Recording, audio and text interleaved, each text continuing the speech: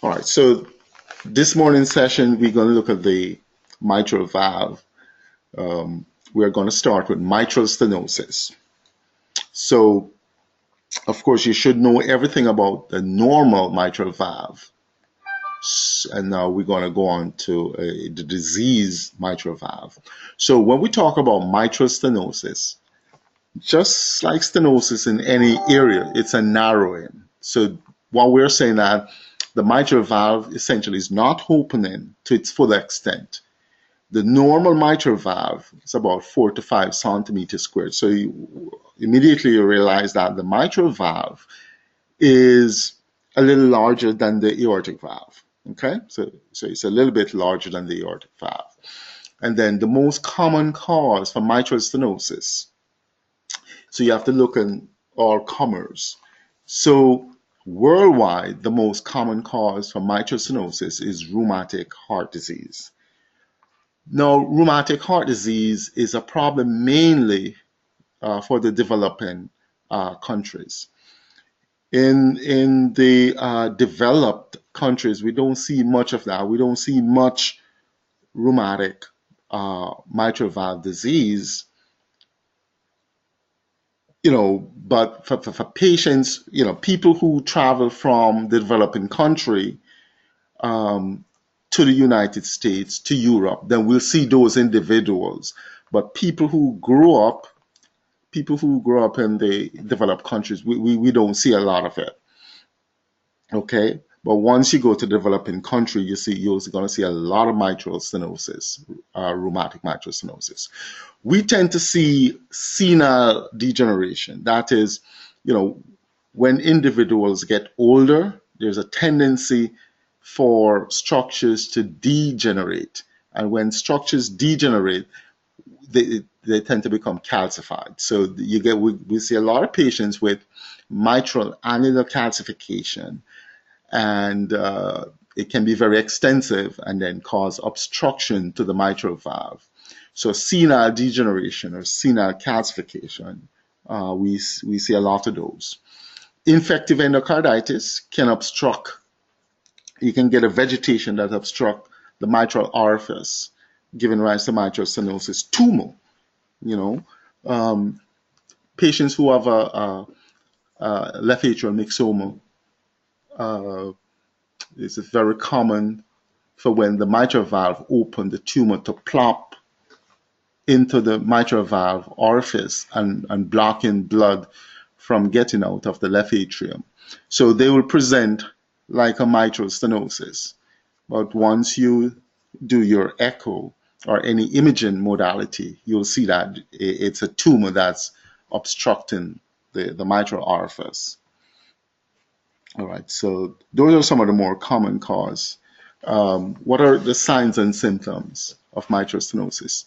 So if you block blood from getting out of the left atrium, so you're blocking blood from getting out of the left atrium, so the blood is going to back up into your pulmonary veins, into the lungs, and then the pulmonary circuit is going to see a much higher pressure than normal.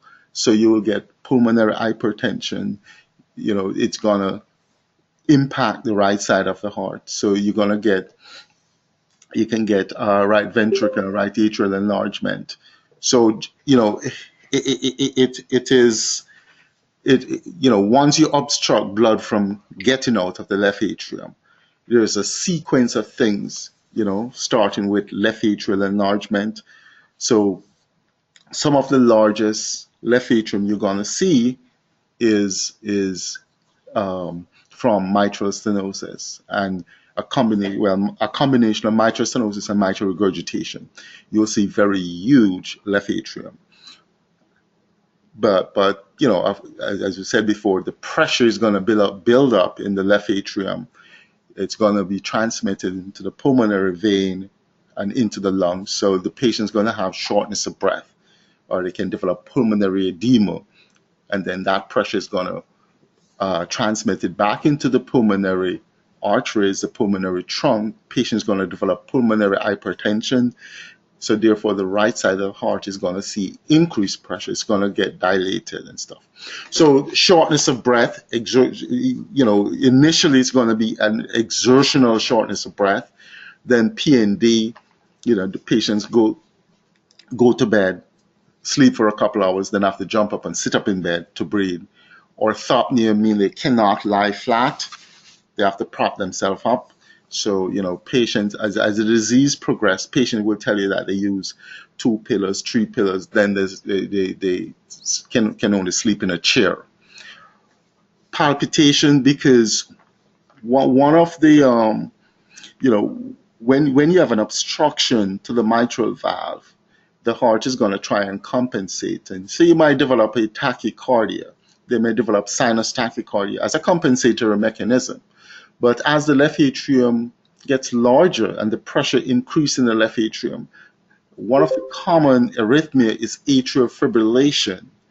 So if you have a mitral stenotic patient and they tell you that they have palpitation, your first thing should be atrial fibrillation. And of course, atrial fibrillation comes with that left atrial appendage thrombus, and you can get embolization of the thrombus and a stroke. So you have to think about the disease progression. Okay, so palpitation could be from sinus tachycardia or from atrial fibrillation. And then chest pain, in increasing the left atrial pressure, and sometimes those patients perceive this as chest pain. So you can get chest pain, hemoptysis, which is a feature of mitral stenosis because of the increased left atrial pressure going backwards. So you can disrupt the pulmonary capillaries, and the patient, they commonly cough up blood. Okay, hemoptysis. So when they cough, they're going to cough up blood because of the increased pressure in the left atrium. We mentioned thromboembolism. That is, if they develop atrial fibrillation, they can form blood clots in the left atrial appendage. Those clots can embolize and they can get a stroke. Ascites, that is from the increase. Remember, we said the pressure is going to increase all the way to the right side of the heart. So these patients can develop pulmonary hypertension. Okay, when they develop pulmonary hypertension, then the pressure in the right ventricle and the right atrium is going to increase. It increases all the way to the inferior vena cava and into the hepatic vein. So they develop fluid in the abdominal cavity, we call ascites. And because of the increased pulmonary pressures, they develop leg edema. The classic murmur of mitral stenosis is what we call a diastolic rumble. So remember, the mitral valve, the problem with mitral stenosis, the mitral valve is not opening to its full extent in diastole. Remember, the mitral valve opens in diastole. So if it's not opening fully in diastole, you're going to get a turbulent flow across the valve in diastole. And that turbulent flow we call a diastolic rumble. Okay, and it is heard best at the apex of the heart. And because the valve tend to be calcified, and when it opens with a sort of shudder, you classically get what we call an opening snap. So when you listen to the heart, you're gonna remember the normal sounds of the heart is when the heart valve closes.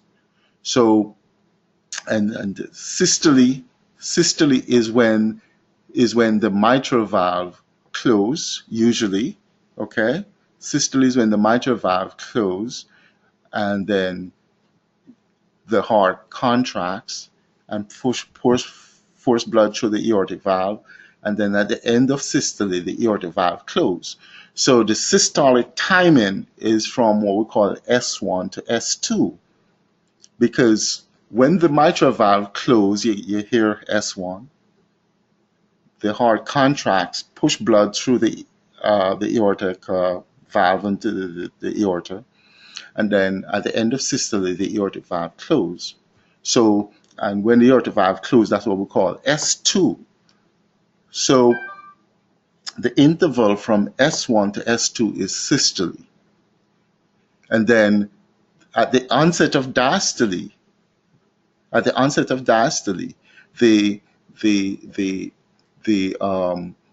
the the mitral valve opens. Okay, the mitral valve opens, and then at the end of diastole, the mitral valve closes.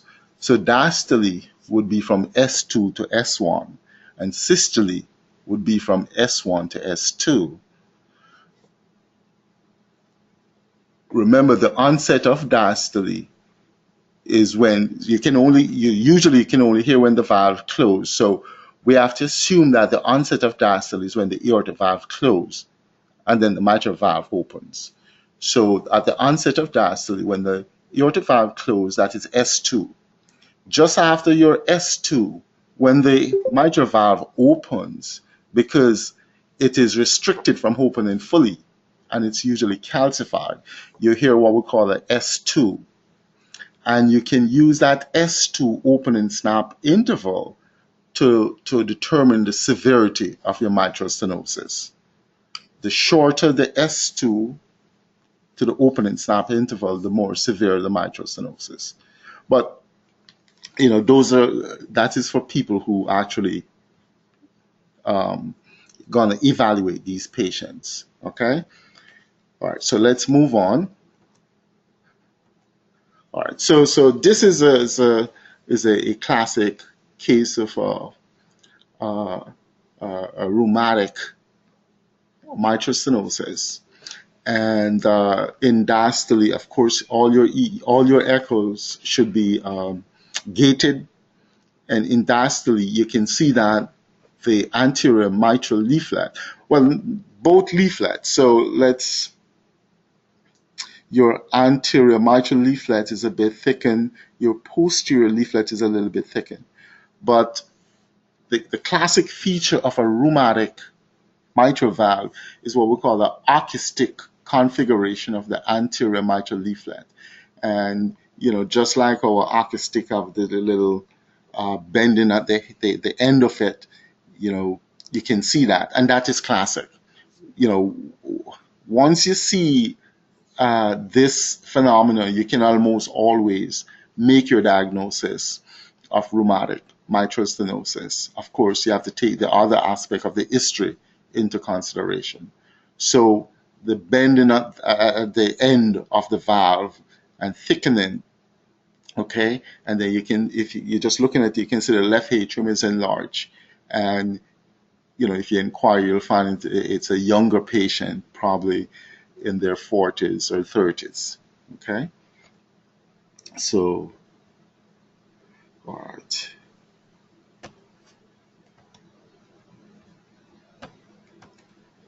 All right, so that's your anterior mitral leaflet, and you can see that there's a Aki stick configuration there. Okay.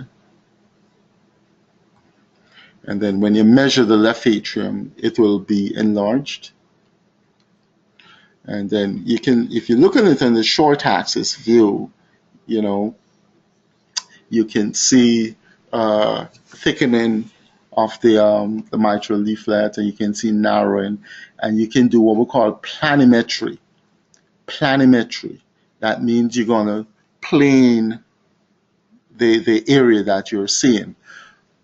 Caution, however, because when the mitral valve opens, when it opens and you have mitral stenosis, it tend to be a conical shape. And just like a cone, you're going to have a large base and a very narrow apex. So the portion of that cone that's going to restrict flow is the narrow portion to the apex. So when you're doing planimetry for mitral stenosis, you have to evaluate the valve carefully because you want to get the narrowest portion of that cone. The gold standard for planimetry is by using 3D echo. You can do it in your 2D echo, but the gold standard is using three-dimensional echo. All right, so this is our rheumatic mitral stenotic patient. So you can see that the anterior leaflet is thickened, okay? Also the posterior leaflet, a huge left atrium, okay? The left atrium tends to be enlarged, okay?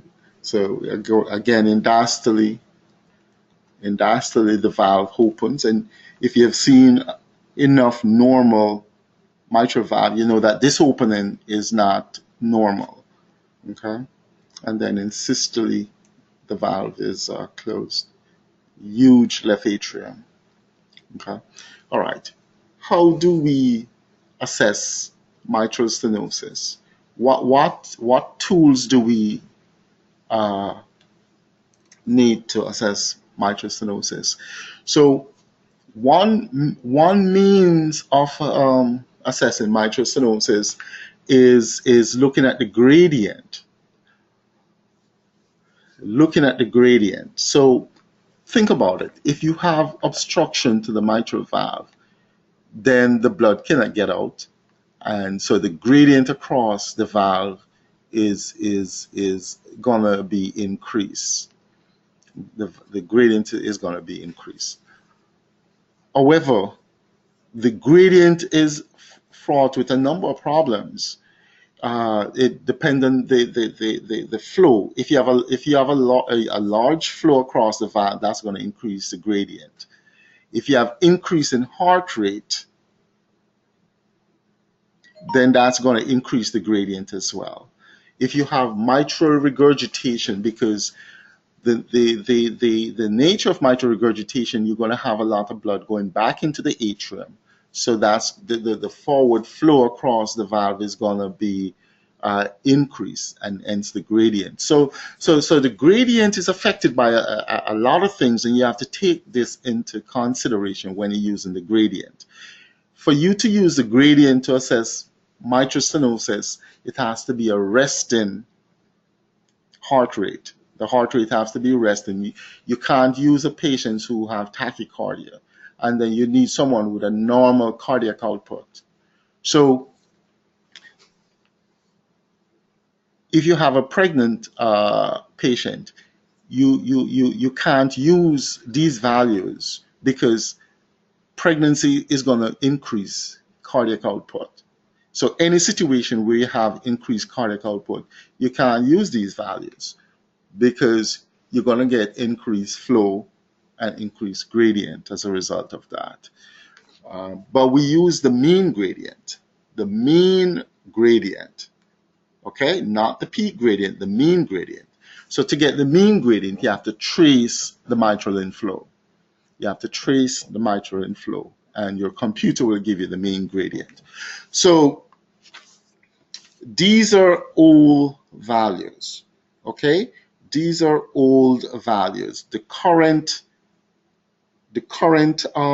grading system for severity, for mild and moderate mitral stenosis, the gradient is with a normal resting heart rate, normal cardiac output. If the mean gradient is less than 5 millimeters mercury, this is mild to moderate mitral stenosis. So the old system said it was mild. The current system, if the mean gradient is less than 5 millimeters mercury, then it's mild to moderate mitral stenosis. And then for severe mitral stenosis, it's usually 5 to 10. Mean gradient, 5 to 10, is now severe. And then greater than 10 is very severe. So there is a change in the classification of mitral stenosis assessment, okay? But you have to remember that the gradient is going to be affected if the patient has mitral regurgitation, tachycardia, and an increased cardiac output. Patient may be febrile, have a fever and you have increased cardiac output. The patient may be anemic, have increased cardiac output, or you may just have a pregnant patient. Okay. All right. So again, when you're assessing the mean gradient, you have to use your continuous wave Doppler. Okay. Your apical fourth chamber is on top. Your cursor is across the mitral valve. The sample volume is right at the mitral leaflet. Okay. And if the patient is in atrial fibrillation, you're going to get, so this is your mitral inflow. This is the patient also has mitral regurgitation. Okay. Mitral inflow, mitral regurgitation. So if the patient is in atrial fibrillation, because you can see that these envelopes are varying, it is recommended that you use at least a minimum of 5 cycles. So you have to do at least 5 of these mitral inflow. So what you do, you do planimetry. You plan it. You trace the mitral inflow. You trace the mitral inflow, and the computer will give you the peak gradient and the mean gradient. What you need is the mean gradient. Okay. For atrial fibrillation, you have to do at least a minimum of 5 of these. Someone who is in sinus rhythm, you have to do at least 3 and then average them. Remember, if the patient has significant mitral regurgitation, you shouldn't be using it, because if you have a lot of blood going back into the left atrium, then the forward flow across the valve is going to be increased. So you have to be constantly thinking about what are the things that will affect your gradient. Okay? What are the things that will affect your gradient? And as we showed you, the mitral regurgitation, tachycardia, and increased cardiac output. Those are things that will affect the gradient.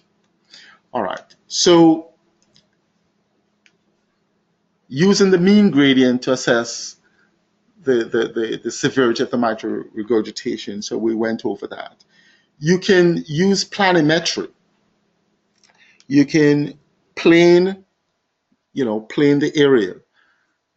The gold standard is 3-dimensional echo, using 3-dimensional echo to plane the area. However, you can still use your 2-dimensional echo, but you have to remember the limitations. The valve is conical in shape, and you want to trace or do planimetry of the narrowest portion of that cone. So direct tracing of the mitral orifice from the parasternal short axis view is recommended. You're going to scan from the apex to the base to ensure that the area is measured at the leaflet tips. So one of the things is that when you get calcification of the mitral valve, one way to distinguish whether it's rheumatic mitral involvement or senile mitral involvement, and they sometimes they will give you these scenarios. Rheumatic mitral valve tend to have calcification at the tip of the leaflets, whereas senile calcification, the calcification usually at the base of the leaflets. All right, so when you're doing any measurements in echo, you zoom.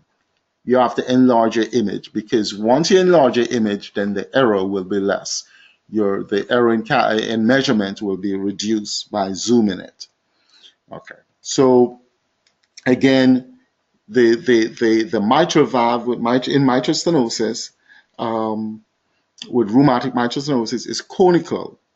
Okay, the portion of the cone that's gonna restrict flow is the narrowest portion of the cone. So this is where you want to do your planimetry. Okay. So again, when you assess a patient with rheumatic mitral stenosis, you might get these 3 mitral valve openings. The one that's going to restrict flow is the narrowest one. So this is the one you want to do planimetry. Okay, when you do three-dimensional echo, it sort of eliminates this problem. But with two-dimensional echo, you have to remember that. Okay, so planimetry, the gold standard is three-dimensional echo. The next method to assess mitral stenosis is what we call the pressure half-time method. And the pressure half-time, when we talk about, so it is the time for the pressure to fall to 1/2. And this assessment is a good measure of the area of an orifice. Okay? And for the mitral valve, when they did their evaluation, it comes out to be 220 divided by the pressure half-time. So whatever pressure half-time you get, you divide it into 220, and that will give you the mitral valve area. So how do you do that? You have to get your mitral inflow Doppler signal. Okay, mitral inflow Doppler signal. Okay, so you can get all different type of mitral inflow signal, but you have to know how to do a proper measurement.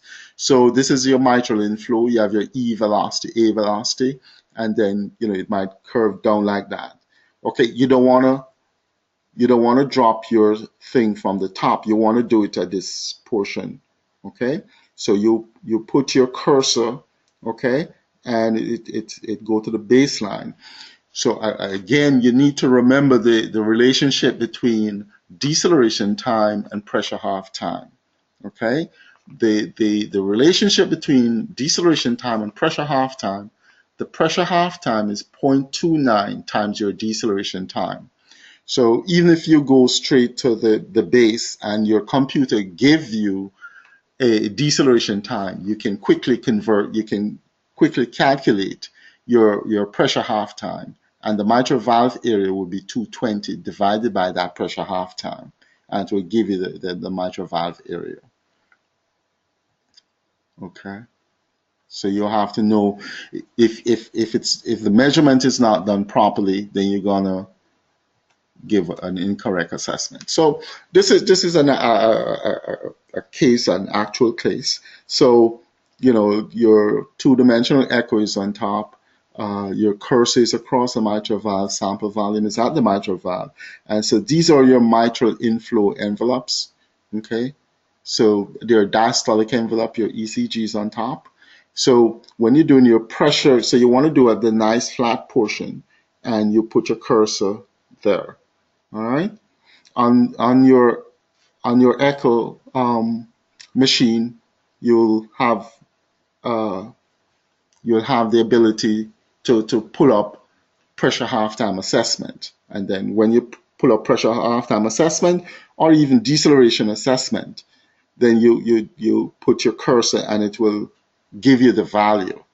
The mitral valve area is 220 divided by the pressure half-time. So the other method that we can use is the continuity equation. The continuity equation, and the reason why we can use the continuity, well, we went over this in our hemodynamic session, but the flow across all the valves, unless you have significant valvular pathology, the flow across all the valves will be similar. The flow across all the valves is going to be similar. So you can say that, unless you have valvular pathology. So if you have valvular pathology, if you have, say, significant mitral stenosis or significant regurgitation across a valve, you can't use it. So if they're, okay, so if we're looking at so we want to find the mitral valve area. We know that the flow across the mitral valve, flow is equal to the cross-sectional area times the TVI. So we don't know the mitral valve area. This is the unknown. What we can get from doing our Doppler assessment is the TVI, because we can get the mitral inflow, and once we trace it, we'll get the TVI, and that is going to equal to the flow across the left ventricular flow tract.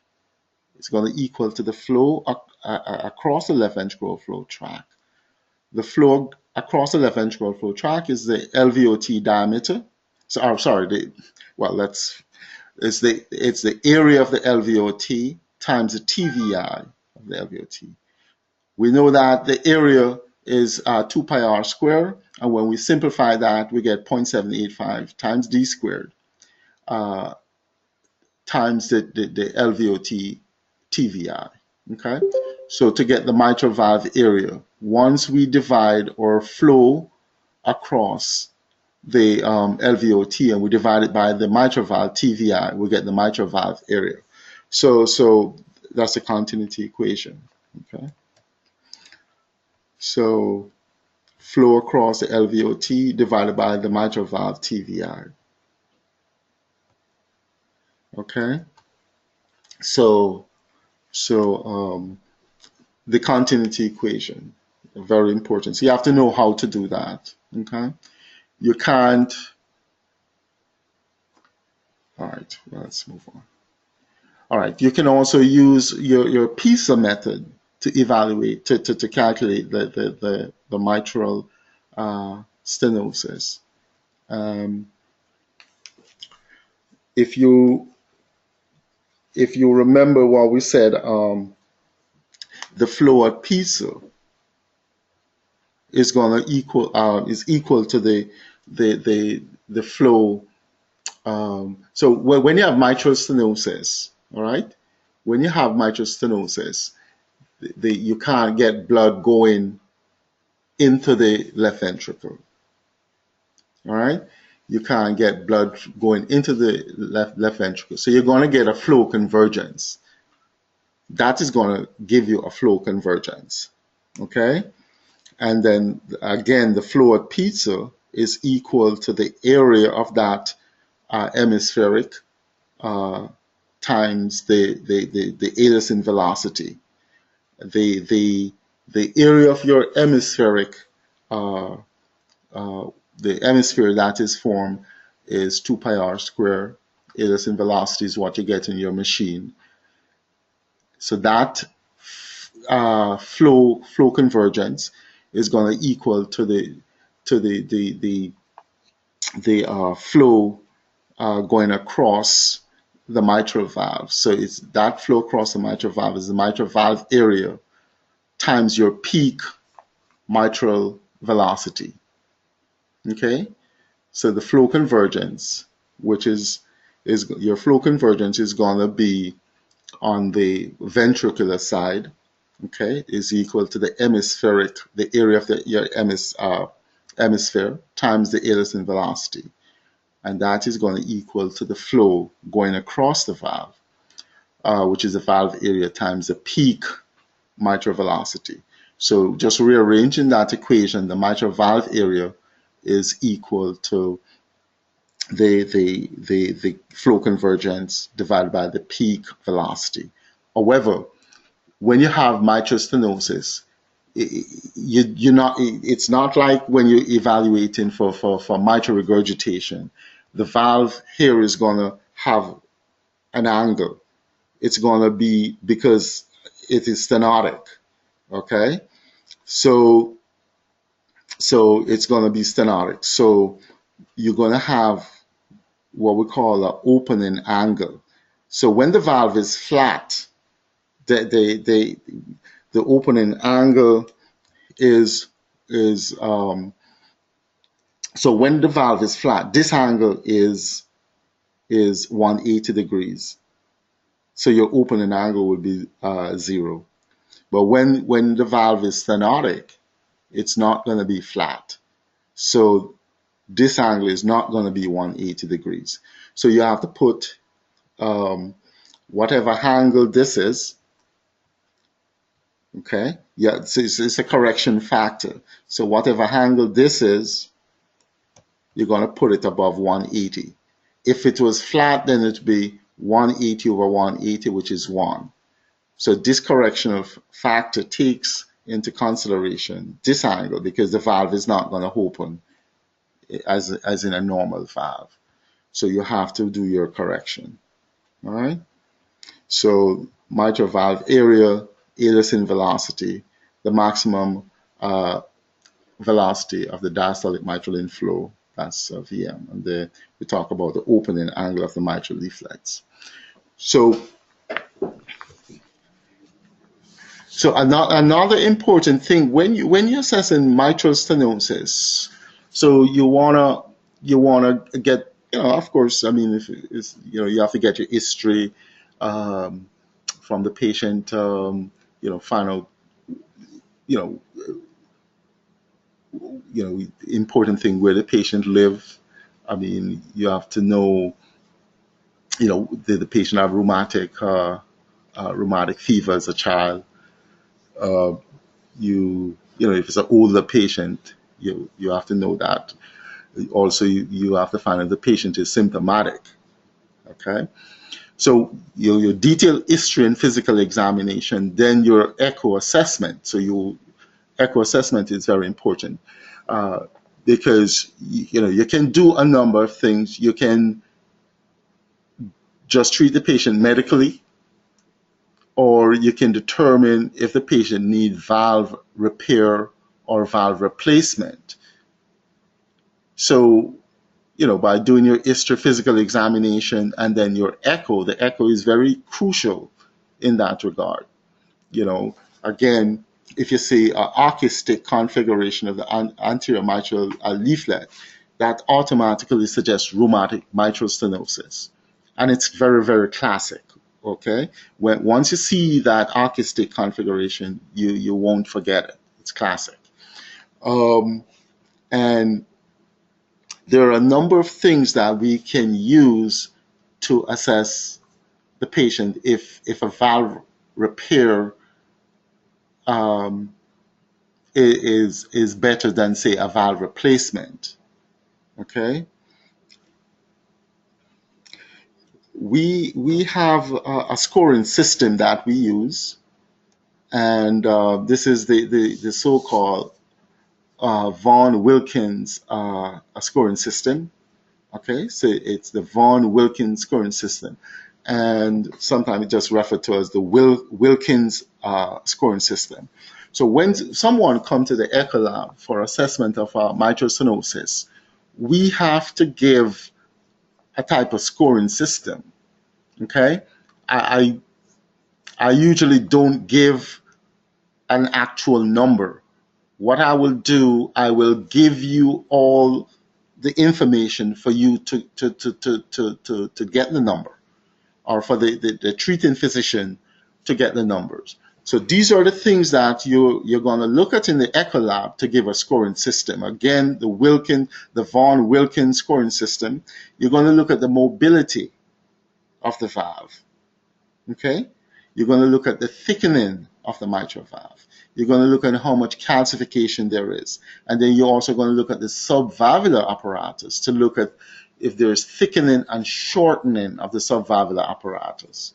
So 4 things you're going to look at: mobility of the mitral valve, how mobile it is, how thickened the mitral leaflet is, and how much calcification is on the valve. And then you look at the subvalvular apparatus to see if there's significant thickening and shortening. What I normally do, I will mention what's going on with the valve in terms of mobility. I'll talk about the thickening, I'll talk about the calcification and the subvalvular thickening. Okay? What I expect for the treating physician, because if you're going to treat these patients, you should have an idea of the Vaughan Wilkins scoring system. You should put a score, because if I say the leaflet is very mobile, it's not very thick, minimal calcification, minimal subvalvular thickening and shortening, then each of these features will get a 1 point. Okay, so we usually give each of these features a point from 1 to 4, 1 being the least affected and 4 being the most affected. Okay, so mobility, if the valve is very mobile, it get a score of 1. If the valve is not thick, okay, minimal thickening, it get a score of 1. Minimal calcification, score of 1. Minimal subvalvular thickening, okay, and shortening, a score of 1. So the least score, the least score a patient can get is 4. And then the highest score that the patient can get is a score of 16. So for mobility, if there is no mobility, it's, the valve is just sort of fixed, you get a score of 4. If there's considerable thickening, greater than 8 to 10 millimeters, then you get a score of 4. If you have extensive calcification throughout much of the leaflet, score of 4. And then you have extensive thickening and shortening of the cords, then you get a score of 4. So the maximum score is 16. We usually say that for the patient to have valve repair, and the valve repair that we're talking about in these patients is what we call commissurotomy. Okay, mitral commissurotomy.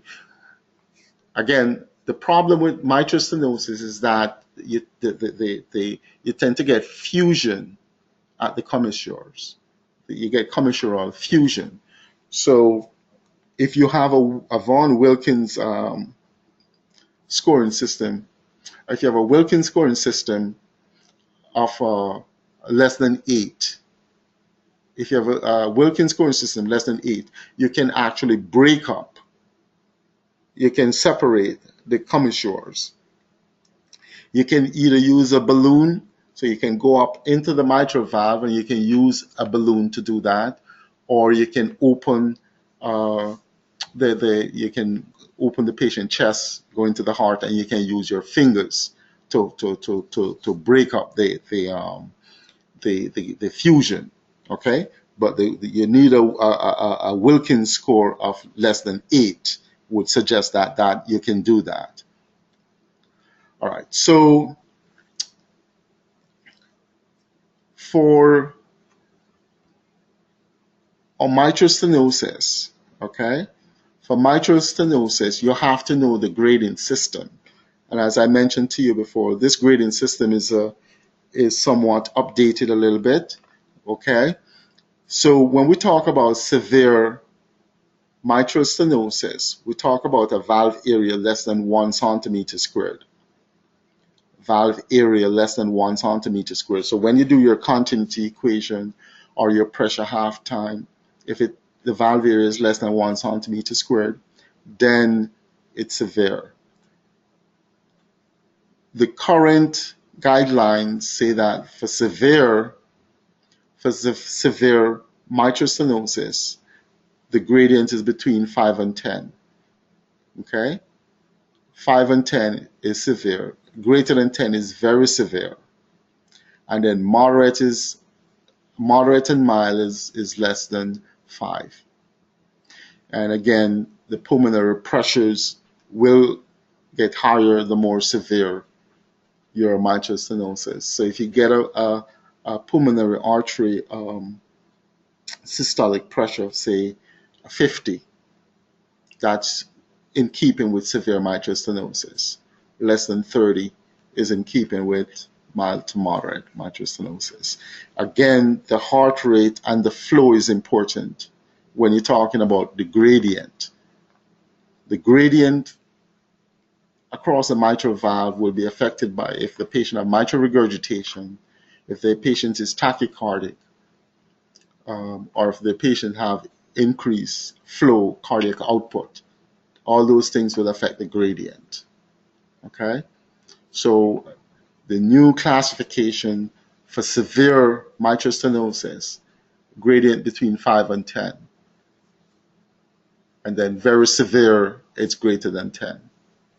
Okay, all right. So We're not going to go on to mitral regurgitation just yet because we you know we don't want to rush it because mitral regurgitation is also very important.